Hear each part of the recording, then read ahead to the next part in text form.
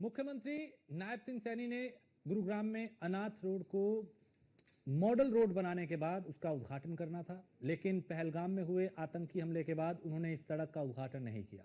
उन्होंने model road पर पैदल चल के इसका निरीक्षण किया और उन्होंने ये प्रदेश की पहली ऐसी रोड है जिसे मॉडल रोड के रूप में विकसित किया गया है, इस बात का जिक्र किया। मुख्यमंत्री ने यादगार तौर पे पौधा भी रोपित करते हुए पर्यावरण संरक्षण का भी संदेश दिया। और मुख्यमंत्री नायब सिंह सैनी ने कहा, जम्मू कश्मीर के पहलगाम में पर्यटकों पर हुआ आतंकी हमला बेहद दुर्भाग्यपूर्ण है। इस हमले के आरोपियों को बख्शा नहीं जाएगा। और हरियाणा के मुख्यमंत्री ने कहा कि इस दुख की घड़ी में मेरी संवेदनाएं शोक संतप्त परिवारों के साथ है।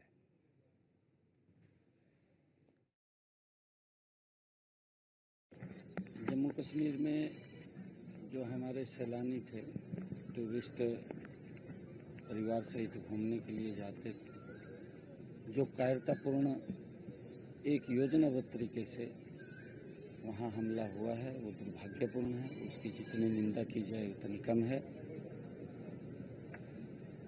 आदरणीय अमित शाह जी रात ही श्रीनगर में पहुंच गए थे।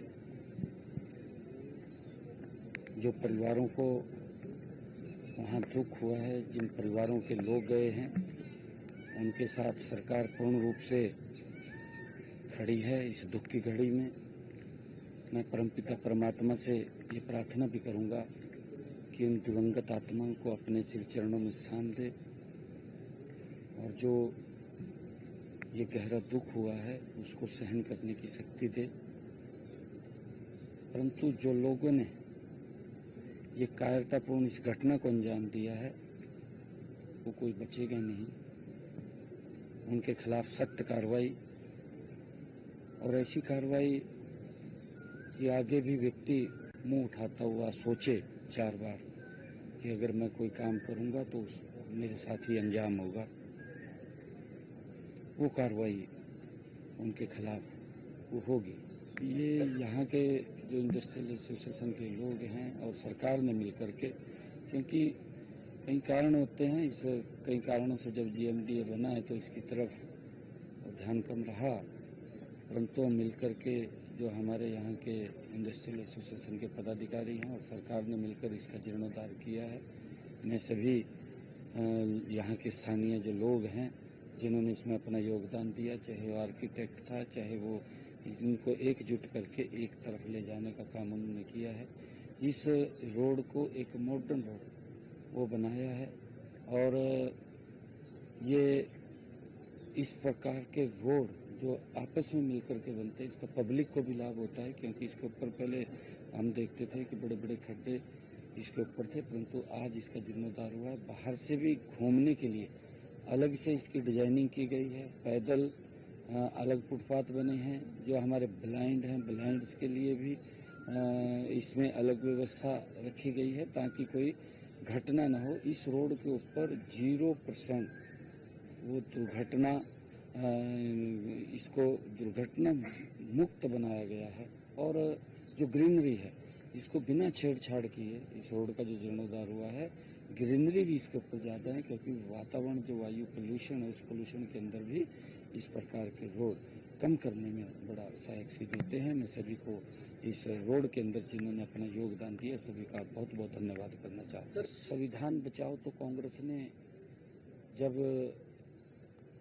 कितने बार उससे छेड़छाड़ हुई, इमरजेंसी लगी थी, तब उन्होंने अपनी यात्रा निकालनी चाहिए थी, क्योंकि संविधान को कुचला गया था।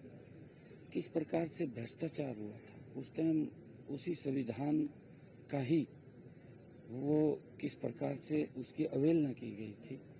उन्होंने तब यात्रा निकालनी चाहिए थी, क्योंकि इस प्रकार से लोगों को गुमराह करना और इस प्रकार से लोगों के अंदर झूठ फैलाना ये कांग्रेस की फितरत रही है।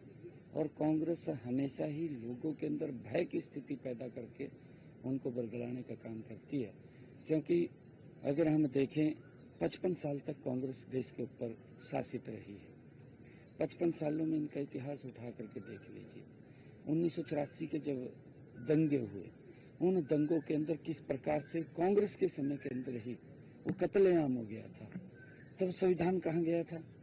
तब संविधान तो उसकी दिखाई नहीं दिया। तब भी उस संविधान को कुचलने का, इमरजेंसी के समय में किस प्रकार से लोगों को जेलों में ठूस दिया गया था, तब संविधान इनको दिखाई नहीं दिया था। ये किस प्रकार की जो बातें करते हैं, ये सब इन्होंने, क्योंकि जिस प्रकार का भ्रष्टाचार किया है, बड़े बड़े घोटाले हुए। आप कॉमनवेल्थ का, 2G का, अगर घोटालों की बात करें, संविधान कहाँ था? संविधान ये तो नहीं बोलता कि आप घोटाले करो।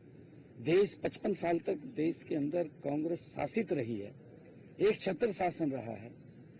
इन 10 वर्षों में मोदी जी के नेतृत्व के अंदर देश ने बड़ी गति से आगे बढ़ा है।